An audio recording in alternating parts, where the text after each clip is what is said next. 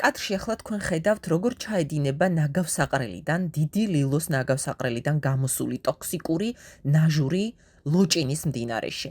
ეს წყალი შემდეგ თბილისის ზღვას უერთდება.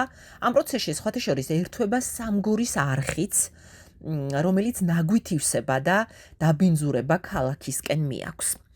ოფიციალურად უკვე დადასტურებულია, რომ დიდ ლილოში მძიმე ეკოლოგიური დარღვევებია. 10,000-ობით კუბური მეტრი ნარჩენი უკანონოდ არის განთავსებული ყოველგვარი კონტროლის გარეშე. არ არსებობს შესაბამისი ინფრასტრუქტურა და ტოქსიკური მასა პირდაპირ ხვდება მიწაში, წყალში, ჰაერში.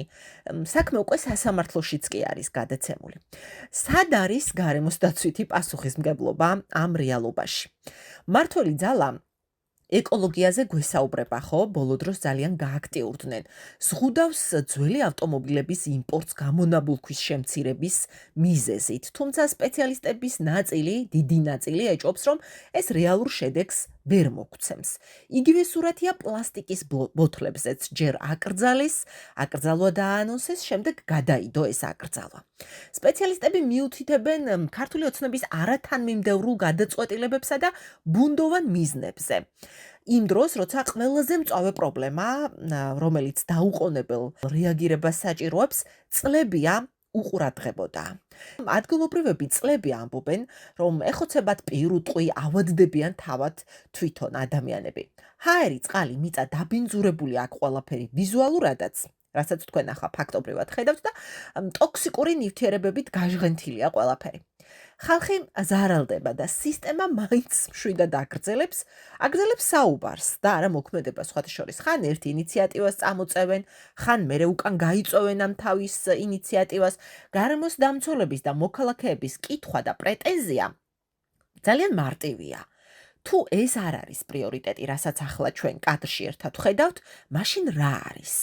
დიახ, დიდი ლილოს ნაგავსაყრელი დიდი ხანია ერთი სოფლის პრობლემა აღარ გახლავთ, ეს მთელი ქალაქის ეკოლოგიური საფრთხეა. ეს ნაგავსაყრელი 2010 წლიდან ფუნქციონირებს და თავიდანვე სხვათა შორის არაერთი სერიოზული ხარვეზით აშენდა, ამას მაშინაც კი გარემოს დამცველები მიუთითებდნენ. მათ შორის არის ის, რომ არ არსებობდა სრულფასოვანი გაწმენდითი სისტემა და ნარჩენების მართვის სტანდარტები იყო სრულად უგულებელყოფილი და დარღვეული. დღეს აქ ყოველდღიურად ტონობით ნაგავი იყრება და ამ პროცესში წარმოიქმნება სწორედ ნაჟური წყალი, ეს ეგრეთ წოდებული ლიქვატი, ხო? ტოქსიკური სითხე, რომელიც შეიცავს მძიმე მეტალებს, ქიმიურ ნაერთებს, ბაქტერიებს. ოფიციალურადაც არის აღიარებული, რომ პოლიგონზე არსებობს მთელი რიგი პრობლემები და საჭიროა მისი რეაბილიტაცია. დიდი ლილოს საინიციატივო ჯგუფის მიერ წლების განმავლობაში გაჟღერებული პრობლემები სახელმწიფომ სხვათა შორის თავადაც დაადასტურა და აღიარა.